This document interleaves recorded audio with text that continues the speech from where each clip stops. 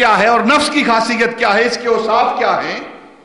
نفس کے اوصاف ہیں گناہ کرنا، نافرمانی کرنا، حسد، بغض، عناد، کینہ، چغلی، غیبت، یہ نفس کے خواص ہیں،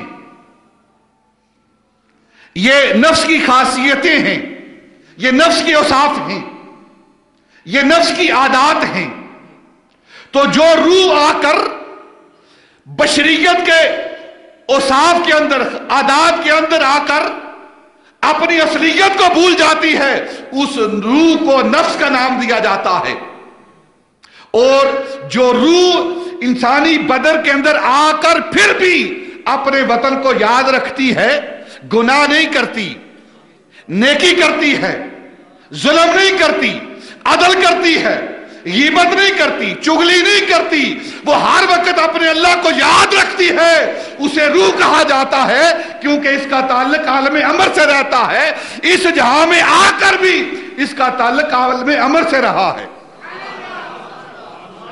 عالم امر سے رہا ہے۔ تو جو روح اس جہاں میں آ کر پھر بھی اپنے وطن کے ساتھ تعلق رکھتی ہے، اس کا نام روح رہ جاتا ہے، اور جو اس جہاں کی صفات سے متصف ہو جاتی ہے، اس کا نام نفس رکھا جاتا ہے۔ اب ایک یہاں سوال، بات کو سمجھنا چاہیے، ہر انسان کے اندر روح ہے کہ نہیں؟ جو زندہ ہے، جو زندہ ہے اس کے اندر روح ہے، ہر انسان کے اندر روح ہے، کوئی بھی انسان ہے، کوئی قید نہیں ہے کہ مسلمان کے اندر ہی روح ہے، باقی کسی کے اندر روح نہیں ہے۔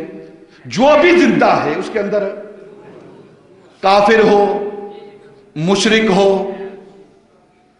عیسائی ہو، سکھ ہو، یہودی ہو، مسلمان ہو، نیک ہو، بد ہو، گناہگار ہو، تہجد گزار ہو، شب زندہ دار ہو، سب کے اندر روح ہے کہ نہیں؟ جس کے اندر روح ہوتی ہے اس کو روحانی کہا جاتا ہے، اس کو روحانی کہا جاتا ہے۔ تو کیا آپ کسی گناہگار کو، خطاکار کو، کسی غیر مسلم کو روحانی کہتے ہیں؟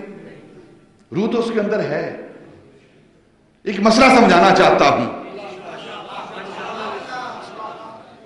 روح تو اس کے اندر ہے نا، تو جس کے اندر روح ہوتی ہے اسے روحانی کہنا چاہیے۔ لیکن آپ نے کبھی کسی سکھ کو نہیں دیکھ کر کہا کہ یہ بڑا روحانی سکھ ہے، کہ کہا ہے آپ نے؟ روح اس کے اندر ہے، لیکن آپ اسے روحانی نہیں کہتے۔ تو یہ بات کہ جس کے اندر روح ہو وہ روحانی ہو نہیں کہا جاتا، روحانی اسے کہا جاتا ہے جو بزرگان دین ہیں، جنہوں نے مجاہدہ نفس کیا ہے، انہیں روحانی کہا جاتا ہے۔ روح تو سب کے اندر ہے، لیکن ہر ایک کو روحانی نہیں کہا جاتا۔ اب نبی پاک کی بشریت،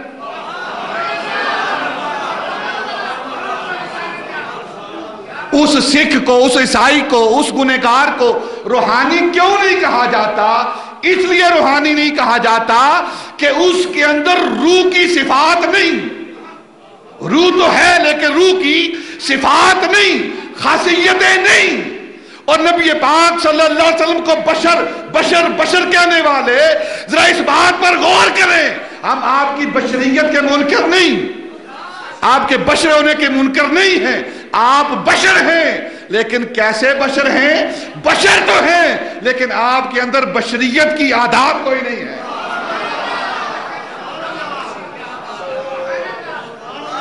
بشر تو ہیں آپ، نبی پاک صلی اللہ علیہ وسلم آپ کے بشر ہونے کا انکار نہیں کرتے ہم۔ دیکھیں نا، کسی سکھ کو، عیسائی کو، کسی گنہگار کو آپ روحانی نہیں کہتے۔ کیوں نہیں کہتے؟ کیونکہ اس کے اندر روح کی صفات کوئی نہیں۔ جو روح کی صفتیں ہیں، طیب ہونا، پاک ہونا، گناہوں سے منزہ ہونا، یہ روح کی صفات ہیں۔ اس کے اندر گناہ ہیں، اس لیے آپ اسے روحانی نہیں کہتے۔ اور نبی پاک صلی اللہ علیہ وسلم بشر ہیں، آپ کے بشر ہونے کا انکار نہیں کرتے ہم، لیکن آپ کی بشریت نہیں مانتے ہم. آپ کی بشریت کا اقرار نہیں کرتے، اپنے جیسا بشر نہیں کہتے. بشر ہیں لیکن بشر کہتے نہیں. کیوں نہیں کہتے؟ اس لیے کہ آپ کے اندر بشریت کے عادات نہیں ہیں. نبی پاک کے اندر بشریت کی عادات نہیں ہیں. آپ پوچھیں گے بشریت کی عادات کیا ہیں؟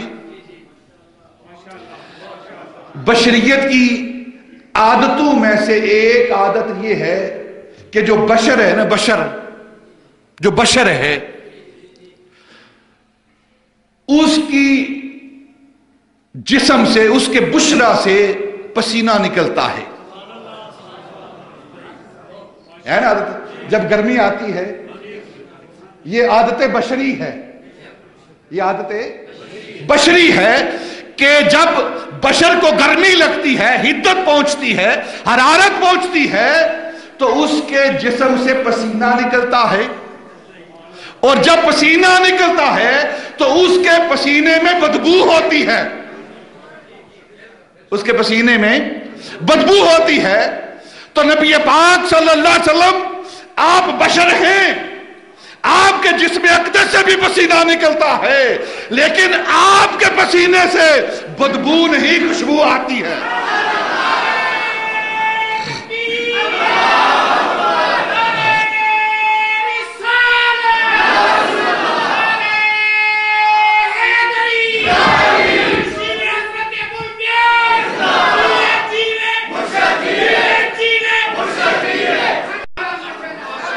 ذرا مل کر بولیں سبحان اللہ.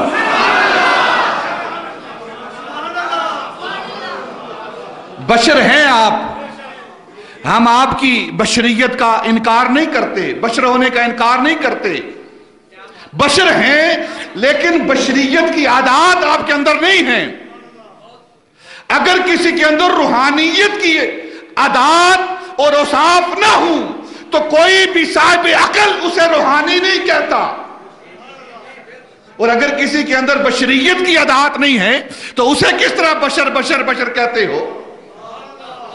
بشر کی خاصیت کیا ہے، عادت کیا ہے؟ اس کے جسم سے پسینہ آتا ہے اور پسینے میں بدبو آتی ہے نا. یہ جتنے بھی پرفیومز جو بنائے گئے ہیں، کیوں بنائے گئے ہیں؟ اسی لیے تاکہ اس سمیل کو، اس بدبو کو ختم کیا جائے اور اچھی خوشبو جو ہے وہ نکلے. اور سب سے زیادہ بدبو جو ہے وہ انگریزوں کے جسموں سے آتی ہے. اس لیے سب سے زیادہ جو پرفیومز ہیں وہی استعمال کرتے ہیں.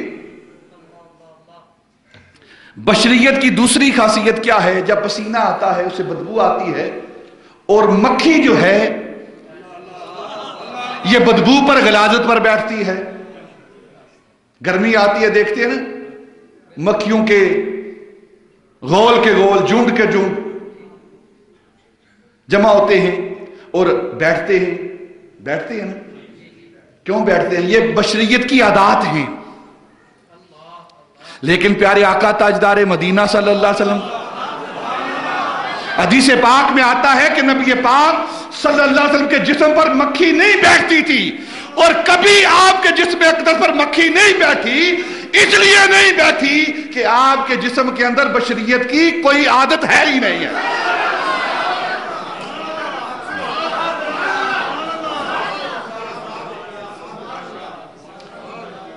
بشریت کی بہت ساری عادات ہیں، اگر بیان کرتا رہوں تو بات اور طرف چلی جائے گی. ایک آخری بات کر کے پھر واپس لوٹتا ہوں. بشریت کی ایک عادت ہے کہ بشر جہاں تھوکتا ہے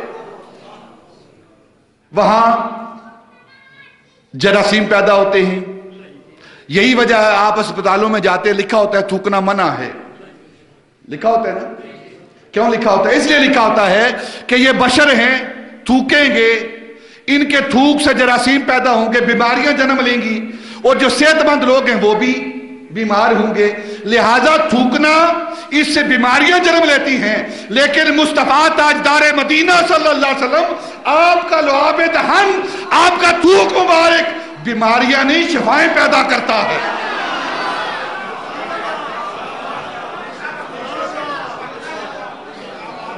शिफाएं पैदा करता है। ये आपका बदर मुबारक है। तो जो रूह इस जहान के अंदर बशरियत की सिफात से आकर मुत्तसिफ हो गई है, उसे नफ्स कहा जाता है। और जो इस जहां के अंदर आकर भी फिर भी आलम अमर के साथ मुतल्लक रही है, अपने देश को जो चीज नहीं भूली, उसे रूह कहा जाता है।